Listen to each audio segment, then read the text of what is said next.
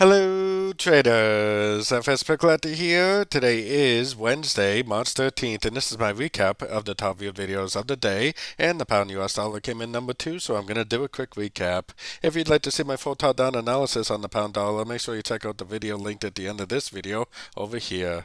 So we did have a little bit of a push up on the pound, definitely not very impulsive. This move down also looks very much like a trend, probably a wave A. I bet this move up probably is going to be a wave B. Now sometimes what we think is a wave B will just keep on trending up, but so definitely be aware of that.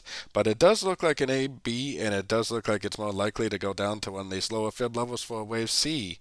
And then I still think it's going to end up continuing the uptrend, and it may not even be a wave 4 at this point. It may be just a subdivision of a much larger trend on like the weekly time frames. So taking it down to the 1 hour time frame. 1 hour time frame. Now if this does go down and make a solid break of structure to the downside, I would stop looking for longs and start looking for shorts again. But if it does just continue to make higher highs, higher lows, and it doesn't break that series of high, low, then I would just continue to look for pullbacks at the end of every single pullback that I see, especially on these shorter time frames. Also, don't forget to join my free Discord channel and take a look at my new website, both linked to the left side of this video. Thanks and happy trading.